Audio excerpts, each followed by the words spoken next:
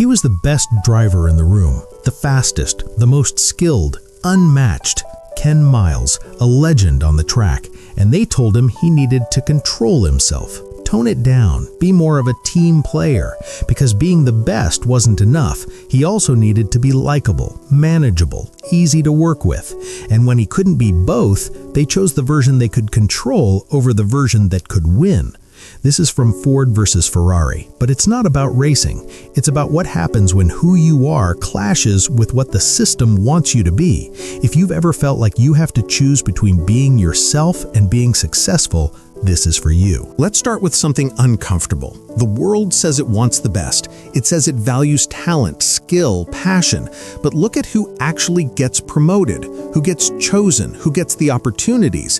It's not always the most talented person in the room, it's the most manageable. The brilliant employee who gets passed over because they're not a culture fit. Translation, they ask too many questions. The creative who's told to just do it the way we've always done it, even though their idea is better. The person with the right answer who gets ignored because they delivered it too bluntly. Ken Miles was that person.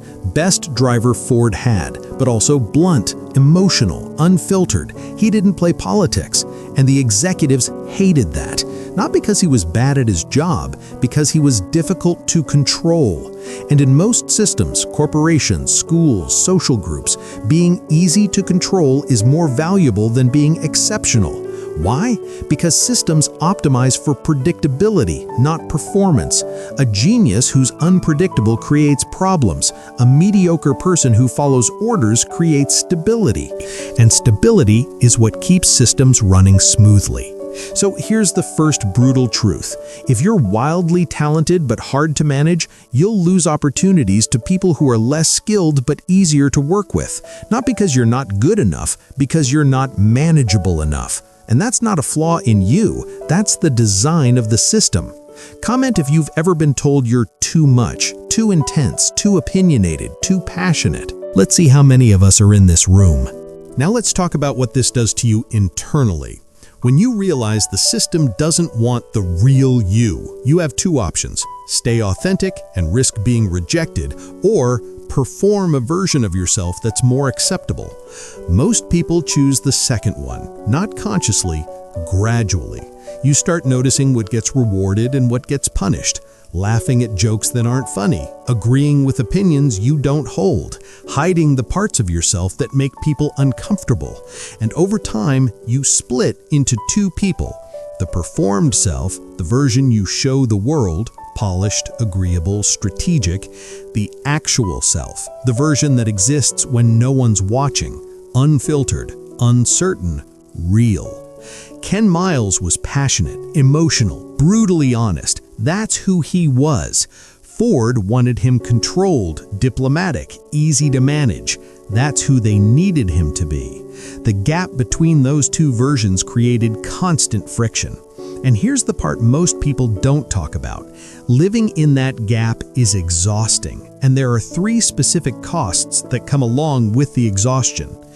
First, psychological exhaustion. Performing takes energy. Every interaction requires you to monitor yourself, make sure you're saying the right thing, reacting the right way, showing the acceptable version. You never get to fully relax. Even in casual settings, the performance is running in the background. Psychologists call this cognitive dissonance, the mental strain of living in contradiction. It compounds over time. Second, imposter syndrome. When the version people praise isn't the real you, success feels hollow. You get the promotion, the recognition, people admire you, but deep down, you know they're responding to the performance, not the person. So every compliment feels fake. Every achievement feels like you got away with something. Third, loss of identity. This is the scariest one. When you perform long enough, the line between the performance and the real you starts to blur. You stop knowing what you actually think versus what you think you're supposed to think. You become so good at being what other people need that you forget what you need. And one day you wake up and realize you don't even know yourself anymore. When was the last time you felt completely like yourself around other people? not performing, not filtering, just you. If you can't remember, that's the problem we're talking about. Now here's where it gets complicated. I could tell you just be yourself and end the video, but that would be naive. The truth is, being yourself has costs too. Let's be honest about what it actually costs to stay authentic in systems that reward conformity. Cost 1. Psychological. When you refuse to conform, you carry a specific kind of stress. You're constantly aware you're swimming against the current, that playing the game would be easier. And there's a voice in your head that keeps asking, am I being principled or just stubborn? Standing up for myself or sabotaging my own success? That internal conflict doesn't go away. It's the price of choosing authenticity. Cost 2. Relational. People who don't conform make others uncomfortable, not because they're doing anything wrong, but because their presence raises questions other people don't want to face. If they can be honest and survive, why am I still pretending? So you get labeled difficult, too much, not a team player. Cost 3. Opportunity. Let's be blunt. Being yourself can close doors.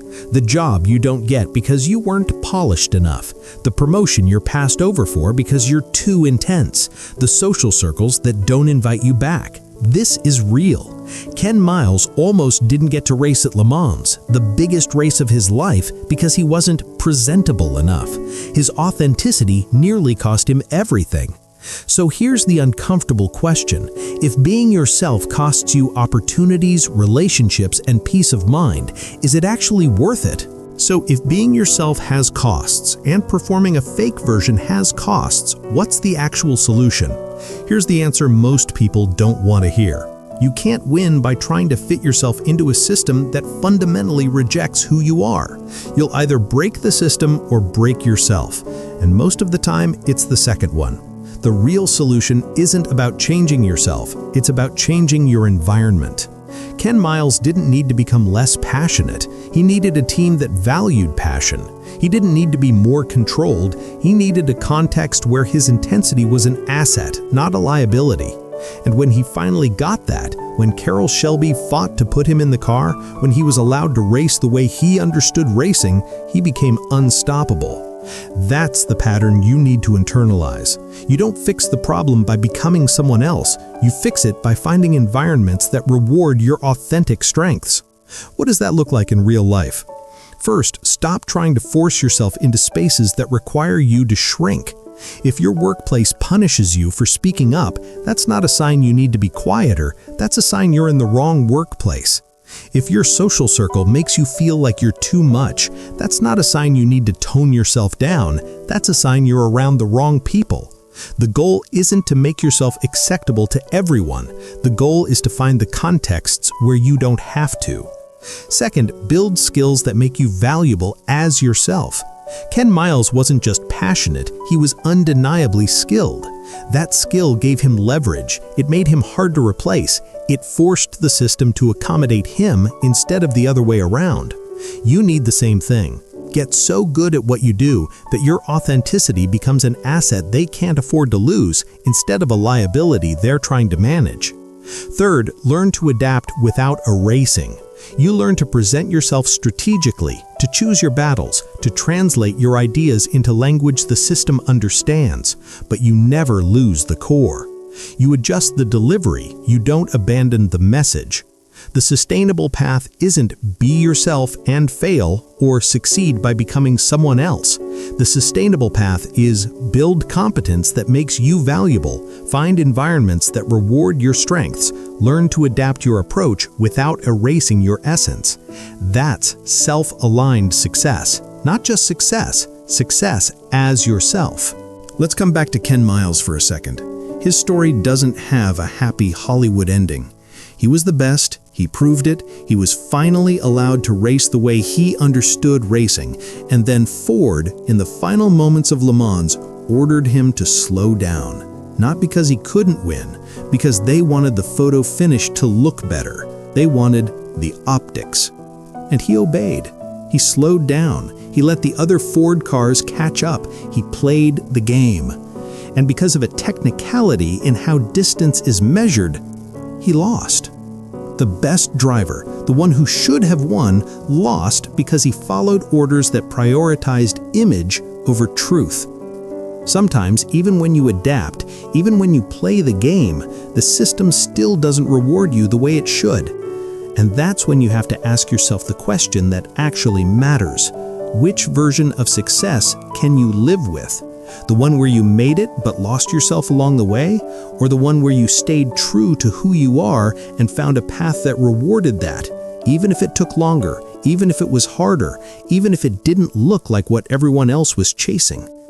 Most people never ask that question until it's too late, until they've spent years building a life that looks successful but feels hollow, until they've climbed a ladder only to realize it was leaning against the wrong wall.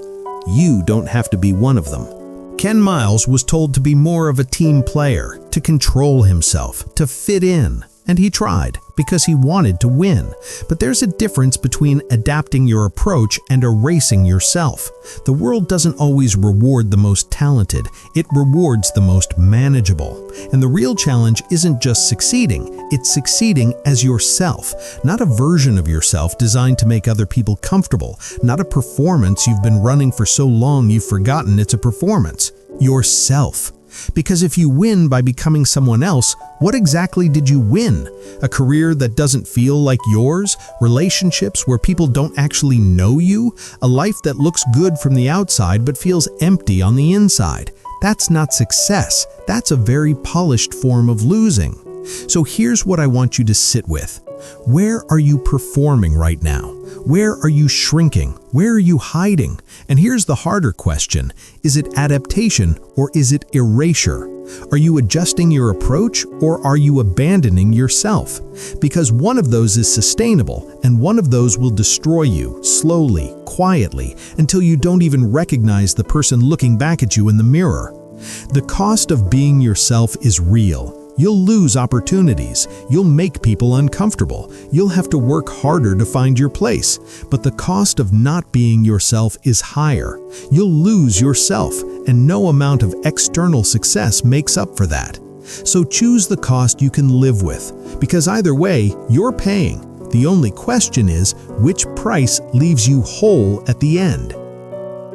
Thank you for watching. If you found value, comment which section resonated most. And if you know someone who's losing themselves trying to fit in, send this to them. Sometimes the wake-up call needs to come from outside. Subscribe for more. See you in the next one.